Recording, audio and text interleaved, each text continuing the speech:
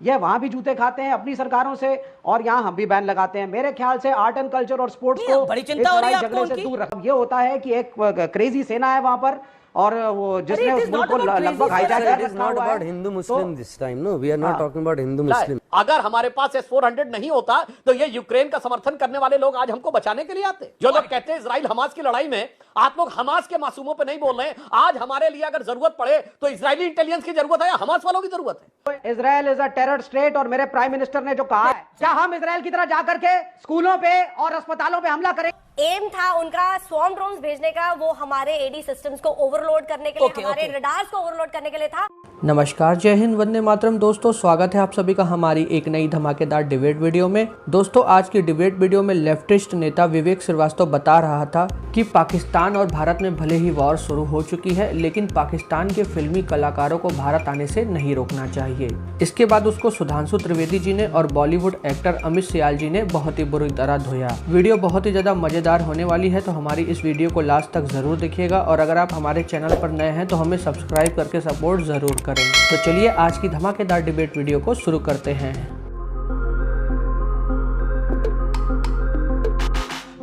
मेरा देखिए, मैं I stand with my prime minister, I stand with my government, I stand with my army. युद्ध का एक तरीके से समय चल रहा है और मैं अपने देश के साथ खड़ा हूं, लेकिन शांति होगी। और जब शांति होगी तो कहीं ना कहीं देखिए, पाकिस्तान के अंदर जो एम्बेसडर्स बोलते आए हैं कि वी डोंट नो हम बात किससे करें, हम फौज से बात करें, एक्सटर्नल अफेयर्स मिनिस्ट्री से बात करें, वहां के प्राइम मिनिस्टर से बात करें, यही नहीं मालूम। तो वहां पे ये जो भी कलाकार हैं, जो भी खिलाड़ी हैं, ये स्मॉल फ्राइज हैं। ये वहां भी जूते खाते हैं अपनी सरकारों से, और यहाँ हम भी बैन लगाते हैं। मेरे ख्याल से आर्ट एंड कल्चर और स्पोर्ट्स को बड़ी चिंता हो रही है आपको से दूर रखना चाहिए। An artist is an artist. नहीं, आर्टिस्ट इज आर्टिस्ट, लेकिन आपको मुझे चिंता हो रही है। जी जी, आपने बोला कि शांति होगी, जब कभी ना कभी तो होगी शांति। यही चीजें हम लोग पता नहीं कब से, सन 1947 से बोल रहे हैं कि एक दिन शांति होगी, एक दिन शांति होगी। आज तक तो हुई नहीं। और एक लिमिट होती है झूठ को मानने की और झूठ को सहन करने की, और वो लिमिट अभी क्रॉस हो गई है। इसीलिए हम लोग ये कर रहे हैं जो कर रहे हैं, वरना हम लोगों ने कभी भी पहली बार अपनी तरफ से वॉर मॉन्गरिंग नहीं करी है। कभी भी वॉर मॉन्गरिंग उसी साइड से हुई। वो कह रहे हैं कि उन आर्टिस्ट को वहां से भी जूते पड़ रहे हैं और हम भी जूते मार रहे हैं। अब मुझे नहीं पता लग रहा विवेक जी को कैसे पता उनको वहां जूते पड़ रहे हैं। एक बहुत बड़े शायर हुए हैं फैज अहमद फैज कम्युनिस्ट थे और पाकिस्तान में थे, and he was arrested for the Pindi case. वो हिंदू माइनॉरिटी राइट्स के लिए लड़ते थे, और ऐसी बहुत सी मिसालें मैं आपको दे सकता हूं। इवन टुडे जब लोग ऐसा नहीं है, तो अब ये होता है कि एक क्रेजी सेना है वहां पर, और वो जिसने उस मुल्क को लगभग हाईजैक कर रखा हुआ है। Hindu Muslim this time. No, we are not talking about Hindu Muslim. हाँ, यहाँ पे अगर आप बोल रहे फैज अहमद फैज लड़े लोगों के लिए, तो क्या यहाँ पे आप हिंदू नहीं है, आप मुस्लिम माइनॉरिटीज के नहीं लड़ते हैं? हम लोग बात नहीं करते मुस्लिम माइनॉरिटीज के और माइनॉरिटीज। बिल्कुल लड़ते हैं। बात तो है ही नहीं। बात तो हिंदुस्तान पाकिस्तान की है, हिंदू मुसलमान की बात ही नहीं है। नहीं, लेकिन आप जिस तरह के एक्टर हैं, आपकी जिस तरह की कला है, कल हमारा किसी भी देश से कोई भी रिश्ता खराब हो तो आपकी कला में रुकावट नहीं आनी चाहिए। मेरे ख्याल से आप एक यूनिवर्सल कला का प्रतिनिधित्व करते हैं, which is beyond America, beat Canada. बिल्कुल अमित सियाल, आप बोलिए। ओके विवेक, शांति। माँ बाप हैं, भाई बहन हैं, रिश्तेदार हैं, मेरे दोस्त यार हैं। मेरा एक पड़ोसी है जो कि रोज बदतमीजी करता है, रोज मार पिटाई करता है। हम उसको जाने देते हैं, हम कुछ नहीं करते हैं। ठीक है, तो अभी क्या मैं यही करता रहूं उसके साथ? मैं रोज यही करता रहूं कि चलो आओ पोइट्री गाना गाते हैं साथ में, है ना, आओ क्रिकेट खेलते हैं नीचे, गली क्रिकेट, आओ तुमसे मोहब्बत बनाए रखते हैं। एक टाइम के बाद वो मोहब्बत खत्म हो जाएगी सर।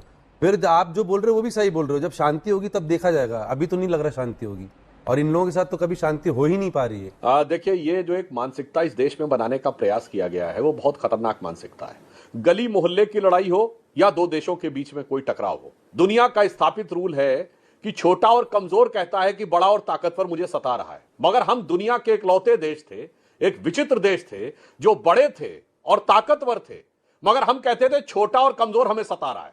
मतलब पाकिस्तान आता था, मार के घुस के चला जाता था, हम डोजियर देते हुए रह जाते थे। दुनिया में कहीं लड़ाई होती थी, मैं 48 के जमाने से बात कर रहा हूं जी, हमेशा जो छोटा देश जिसकी सेना कमजोर हो, जो हार रहा हो, वो यूनाइटेड नेशंस में जाता था। हम ऐसे विचित्र देश थे, हम बड़े देश थे, हमारी सेना जीत रही थी और हम यूनाइटेड नेशंस में चले गए।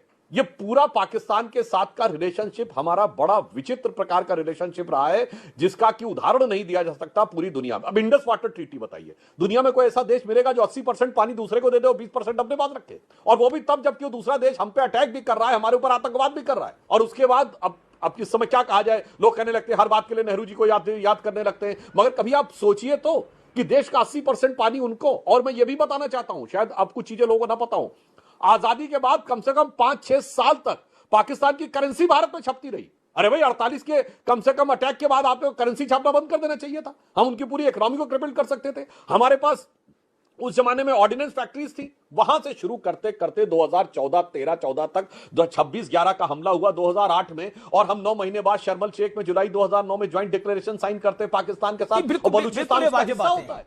जो लोग अभी रशिया यूक्रेन की लड़ाई में हमसे कहते थे कि आप लोग यूक्रेन का समर्थन क्यों नहीं कर रहे, आज मैं उनसे पूछना चाहता हूं, S-400 हमको रशिया से मिला है, अगर हमारे पास S-400 नहीं होता तो ये यूक्रेन का समर्थन करने वाले लोग आज हमको बचाने के लिए आते। जो लोग कहते हैं इजराइल हमास की लड़ाई में, आप लोग हमास के मासूमों पर नहीं बोल रहे हैं। आज हमारे लिए अगर जरूरत पड़े तो इजरायली इंटेलिजेंस की जरूरत है या हमास वालों की जरूरत है? आज मैं चुनौतीपूर्ण ढंग से पूछता हूं, मेरे भाई बोलो, हमास पे ट्वीट करने वालों, गाजा पे ट्वीट करने वालों, ऑल आइज ऑन गाजा पे ट्वीट करने वालों, आज हमारे वो काम बैठे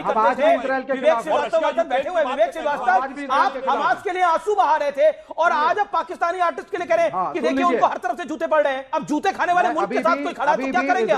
Israel is a terror state, और मेरे प्राइम मिनिस्टर ने जो कहा है उसको यहाँ पे सुधांशु त्रिवेदी, मेरे प्राइम मिनिस्टर ने कहा है कि भारत सिविलियंस पे हमला नहीं होता, लेकिन इजराइल करता है। तो क्या करे? इजराइल पे हमला भारत नहीं करता। मेरे नहीं तो विवेक श्रीवास्तव आप चाहते हैं इजराइल पिटे, इजराइल पिटे, भारत के अंदर आतंकी मारते जाए, आप लोग कहते हैं कि अमन की आशा के फूल बरसाए जाएं यहां पर, और वो हमारी पॉलिसी है। क्या पॉलिसी है हमारी? हम सिविलियंस पे हमला नहीं करते सर, ये मेरा कहां करा है हमने?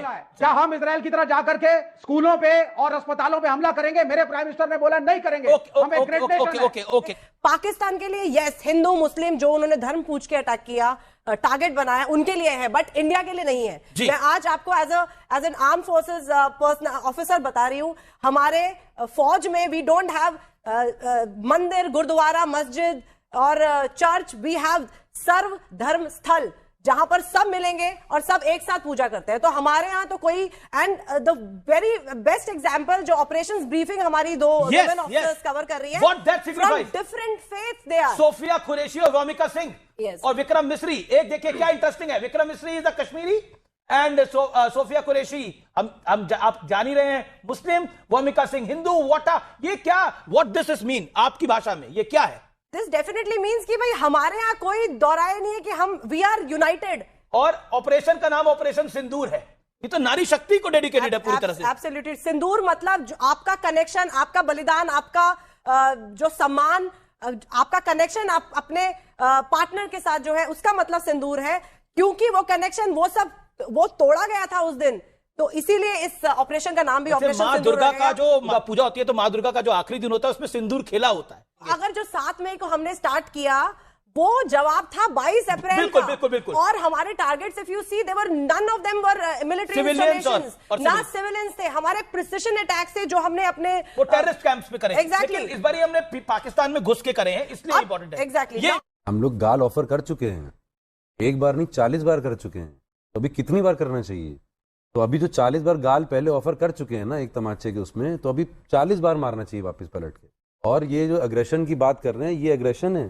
जैसे आपने भी बोला, एकदम सही बोला कि हमने तो प्रिसिशन अटैक्स किए थे, आप रिटेलिटरी अटैक्स कर रहे हो ना, आप सिविलियंस के ऊपर शेलिंग कर रहे हो, आप इधर उधर फिर से वही हरकतें कर रहे हो, भड़काने वाली चीप टैक्टिक्स यूज कर रहे हो, आपकी गिरजा घर पे डाल दो, मंदिर पे डाल दो, इस पे डाल दो, वो वर्क नहीं करेगा अभी।